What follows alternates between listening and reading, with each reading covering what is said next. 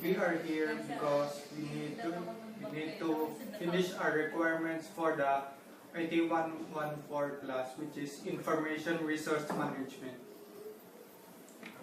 Okay. Question number 1. How long has the company been in operation?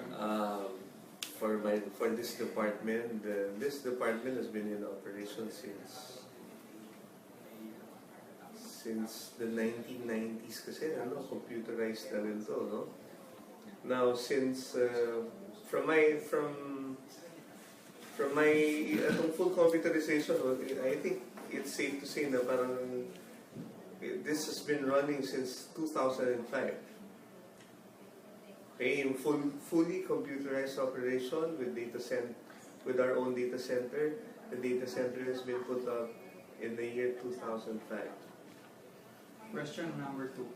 What are the core values of your company? Core values. So, pag-usapan natin dito yung mission and vision. Diba? Pag sinabi mo siyempre, core values ng company, service pa din. Diba? It revolves around service. Among the core values which are most important to me, to us, siyempre yung pagiging service-oriented ng department. Yun pa din. If you want to talk about the mission and vision, pag sinabi natin ang vision namin dito is for Pasig to be an electronic city. Diba? Pasig e-city. Diba? Yan ang mission namin dito. Ang mission natin is to utilize technology and industry best practices in providing our city government with a dynamic and resilient IT infrastructure that support computerized delivery of governance and basic services to constituents. Kaya pinull-up ko na yung coding ko. Is this supposed to be a formal interview o okay lang na medyo informal tayo ng konti? So long as we go over the topics. Kasi mahirap yan. Mahirap yan. If you get to be too formal in your approach, ang chances are, you get more information that way. Diba? Pag hindi ka masyadong formal sa approach mo. Otherwise, sana iniwan nyo na lang yung question diba? And besides, kayo din mismo, as interviewers, diba, you should relax a little. Okay, so let's go over these questions together. So nasagot ko na yung what are the mission, vision, goals of the company. So how are our core values being practiced inside your company? Do you think that the employees fully understand the core values? Well, to a certain extent, I believe the employees understand the core values. But then again, it's one thing for people to get hired in a private company. Pagdating sa private company, they have all the budget, they can pay the salary package. So, ang tendency is for those that get hired in the government to be a little lower pagdating sa comparative IT skills. Pero to begin with, iba yung quality ng recruits sa private kesa sa government. Simply because yung government pays has a lower salary package.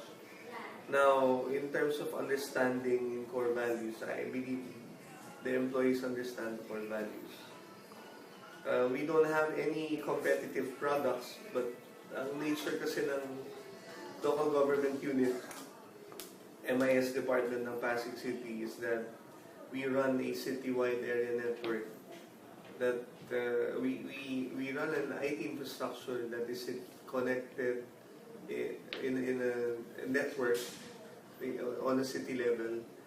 We run about 6 sites, and those sites run the business tax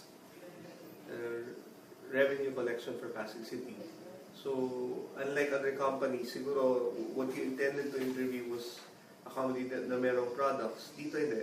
This is more, we are more concentrated on running IT applications, running the IT infrastructure that has IT applications that promote yung services for the constituents. Okay? So, dapat define natin kung ano yung government, kung ano yung private. Question number 6, no? Okay? What's your question number 6? What systems are in place inside the company that handles communication among employees?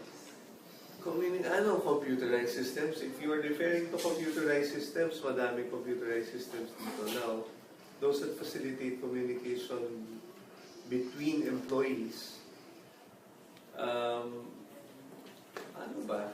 What can you consider computerized? Are you referring to computerized applications? Well, primarily dito sa City Hall, aside from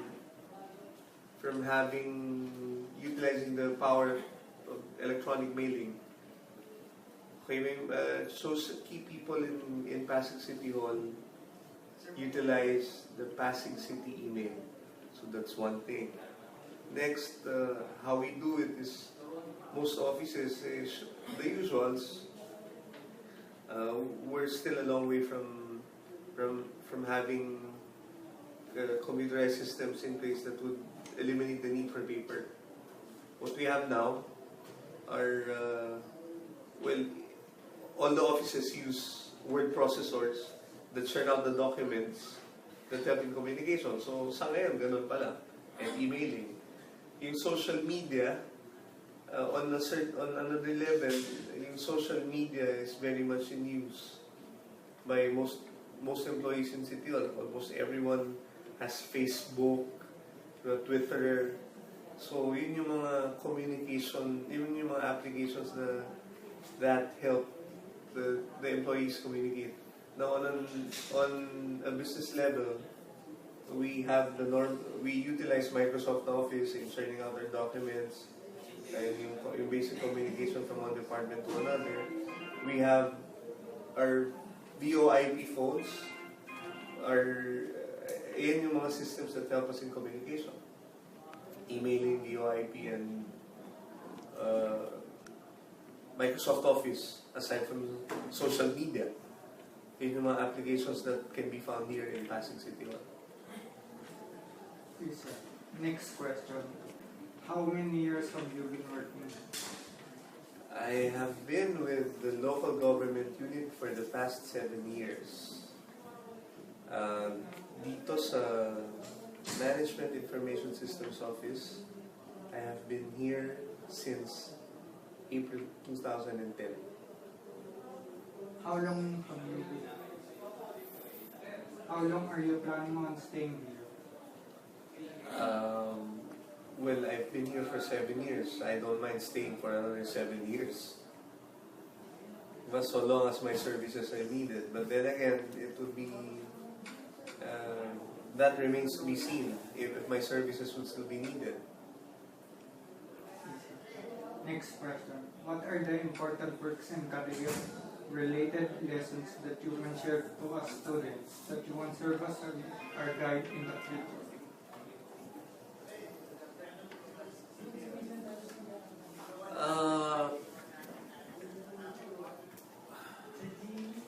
Madami kasi yan eh. Madami yan lang. This is a very broad, it's a broad stroke. The question when you say, what can I share in related sa career? Now, siguro, just like what I tell our on-the-job trainees when they come in, what I try to tell them is to center on, to answer the question, why are you here? What are you supposed to do here? Can you do the job? Diba? Are you sure you can do the job? So we try to answer the basic questions. Once we've answered that, we move on to other areas like ano yung work attitude mo. Diba? It's one thing to have something inside your head, but can you apply it? Okay? So if you would want me to tell you works and career related lessons that you can share, that I can share, is you start with that. Make sure that you know your craft. Make sure you know, if you're an IT student, you graduate from PCC with an IT degree, be sure you know your stuff. Be sure you have something inside your head. Number 2, know know your forte, know the area that you are really good at. When we speak of information technology, it's a very broad topic. It's like trying to define the area, the field of medicine. Pagdating mo sa medicine, di ba, merong, you try to answer two questions first. Ang first question mo doon is, anong medicine? Doktor ka ba ng tao? Doktor ka lang tayo? Am I correct? Yes. Now, ang susunod doon is that, gusto ko pa maging doktor ng tao. Okay, what part of the human anatomy would you like to specialize in? So, meron tayong mga nagsispecialize sa brain, specialize sa cardiovascular, so on and so forth. So, ganun din sa information technology. Kaya ako sinasabi, because most people, when they get to the point that they have to decide what they want to take up in college, magko-computers na lang ako, mag-IT ako. Diba? But they don't really know what they're getting into. They end up graduating without not knowing anything that can be applicable. So yung sinasabi ko sa inyo, be sure you have something inside your head. Be sure you have learned something in school. Be sure kaya nyo i-apply on. Diba? Have enough guts. Have enough confidence that you have something inside your head that you can help the company that you'll be working for. So siguro yun yung pinaka-basics, the career-related lessons that I can share to you at this point. Okay, to sum it all up, yung knowledge, yung attitude, saka yung right timing. Okay? So, dapat alam nyo rin yung right timing. You can have the proper attitude, yung knowledge. Kaya lang kung hindi ka rin magaling timing, you might not be able to maximize on what you have. Okay, next. What do you think are the strengths of this organization? Well, you can consider just the main strength of this organization as yung being people-oriented. Yung services ng local government centers revolves around the people. So it's the main challenge that we face, and it's also one of the main strengths that we have. What mechanisms do you have that will promote the motivation and creativity plus productivity with your people in the organization? Well, I believe in continuous improvement. Okay? So, yung mga tao namin dito, not because they're considered as computer technicians, that yung learning nila doesn't stop there. So, I try to encourage them to read on, to practice, to attend available seminars. That's basically what we do here para mag-expand yung knowledge namin. Okay? So that, saka isa pa, yung harmonious working relationship with everyone. So we try to promote that here so as to have an atmosphere that is conducive to dishing out services and learning new things in the process. Next. What do you think are the things that are needed? Can we skip this question? Madami to eh. Well, maraming areas that can still be changed. As I always say, you cannot find a perfect office. A perfect organization, and there will always be room for improvement. So if you ask me, that marami na, yung past 3 years ko of being here, I've instituted a lot of changes from in different areas. Yung number ng tao, the manpower, yung equipment, yung how you dish out services, so madami na eh. So, there's still room for improvement. Marami pa to. Too many to mention. Next question. Do you have any staff that you consider to be a problem? And how do I handle the attitude? Yes. Lahat naman siguro ng organization may ganyan, lahat ng departments, lahat ng offices. Sabi nga siya, walang perfect. Parang yan, walang perfect na workforce.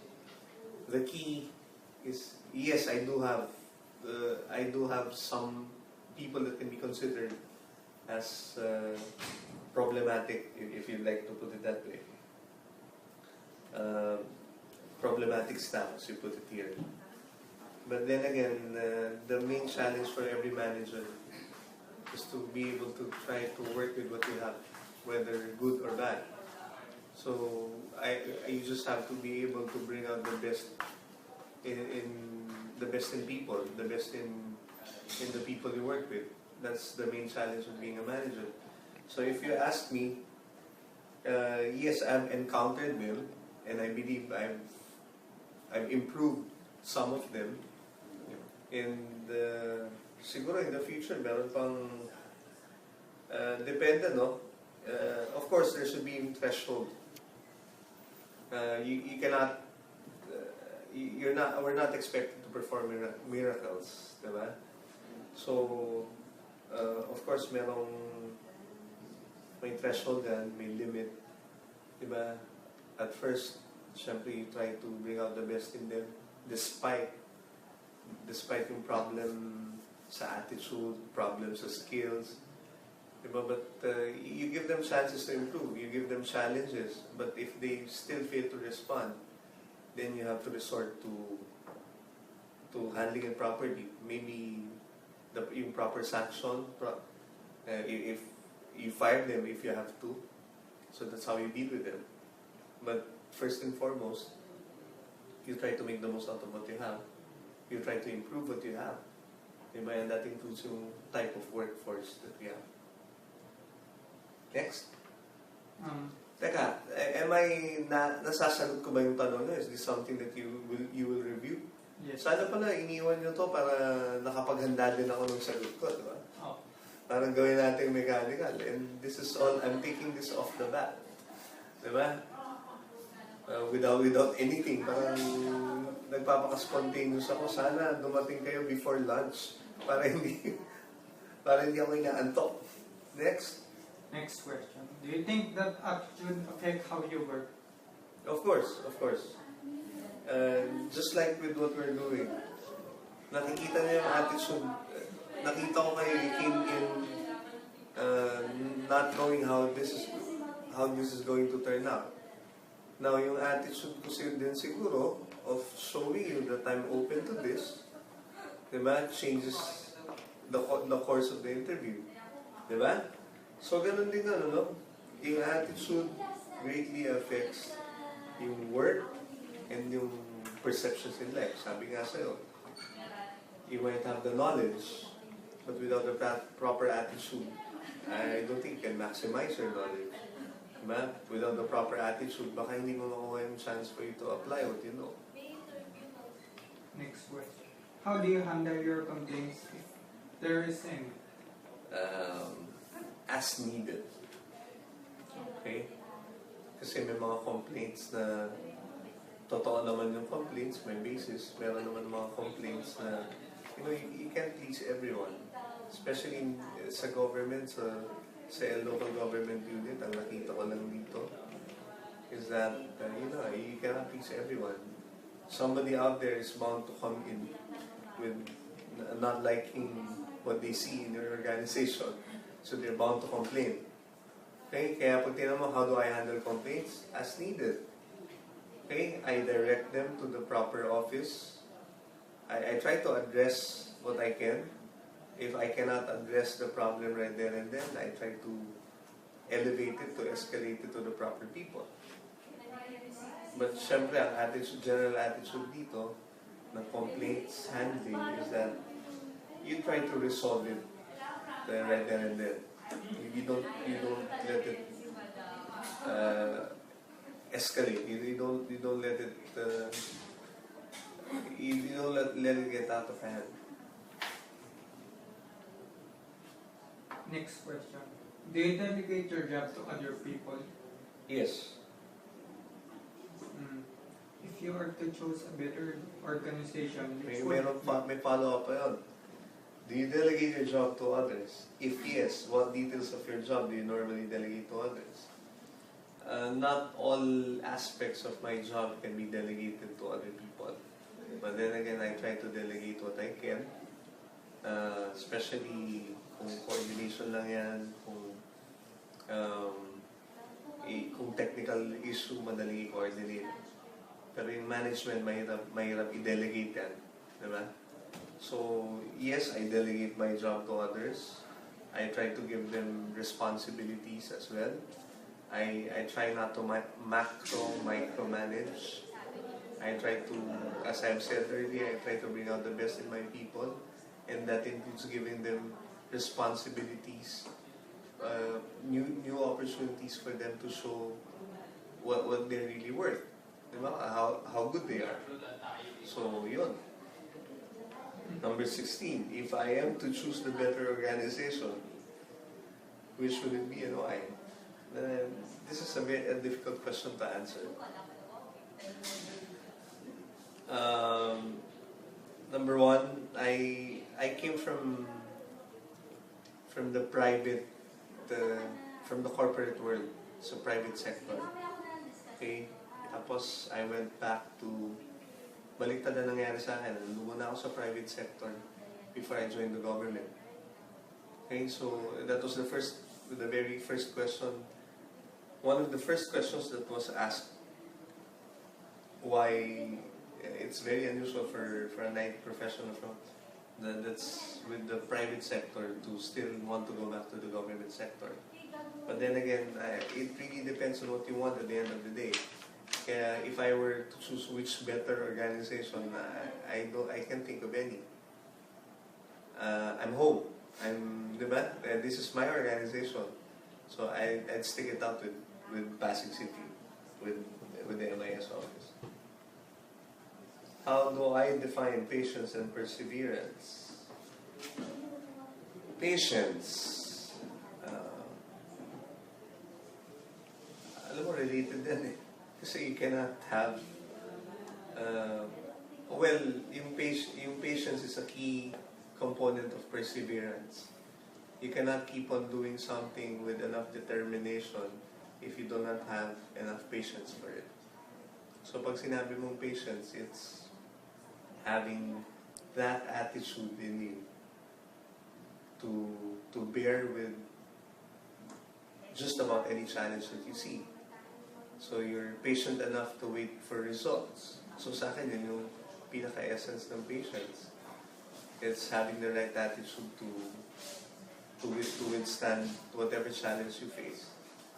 And having the patience for having the right attitude. You can't adapt I want this to happen now. Paano kung hindi mangyari kagad? You're left with the frustration, disappointment. Whereas if you have patience, you're somewhat better equipped to deal with disappointments and failure. You can't be a critical thinker. You can't be. You can't gather enough ample experience kung wala kang patience. Kasi ang tendency mo kung wala kang patience, you'd give up. You'd give up right away. Okay? Now, sabi nga sa'yo, I think it's a key component of perseverance. You cannot persevere. You cannot do something with enough determination if you don't have patience. Yes, sir. Next question. How do you keep yourself updated? In IT related or in my career, so madami. Ngayon kasi meron na tayong quad media, di ba? We have print, radio, TV, and we have the internet. Okay? So, yung sources of information mo can come from any of those media. So it's not really that hard for us to be abreast with the latest in technology. But still, it boils down to the basic attitude that you have to be hungry for knowledge. You have to read a lot. You don't expect information to come walking through your door. They don't come to you. Sometimes you have to search for them. You try to find out what's the latest. So I keep in touch with my former companies, my former colleagues who are in the IT industry. I try to subscribe to companies, to well-known IT companies I try to be included in their mailing list so I get to know what's happening. I try to read a lot. For quad media, you have TV, you have print, you have radio, you have the internet. So that's how we keep updated with the latest. And of course, yung tie-ups namin with the key industry players, we talk to Microsoft, we talk to Oracle, we talk to just about any software company, any IT company that we have na nandito sa Philippines. Even those na wala dito, we talk to suppliers, the manufacturers of our equipment. So, yun, it's not difficult to be updated. Okay, sir. Final question. What will you say to the people who have no passion for work? Stay home and die. If I may adapt Senator Miriam Santiago's quip. No, but kidding aside, well, I believe yung passion for work, kaya siguro wala silang passion for work, wala silang role model. Diba? Hindi nila alam how it is to be productive. But as I said, I believe everyone has a fighting chance with the right guidance. So that's what if I find somebody who doesn't have any passion for work, you go to the next level. You might just say, you're missing out. You're missing out on life. You're missing out on your career. You're not putting enough of yourself in what you do. You just have to try to counsel them into changing their attitude. Then again, yung passion. Diba? Siguro, not too many people are driven. Sinasabi nga natin, walang passion, walang drive. Diba? Yung sa kanila, mechanical. But as managers, ang role natin is to try to bring out the best in people. One of the roles. So you can't just let someone in your organization without any drive, without any passion, stay there for the longest time. It's either you try to improve them, you try to do something about it, or you remove them from the organization. Thank you, sir, for answering our questions. I expected more technical questions, pero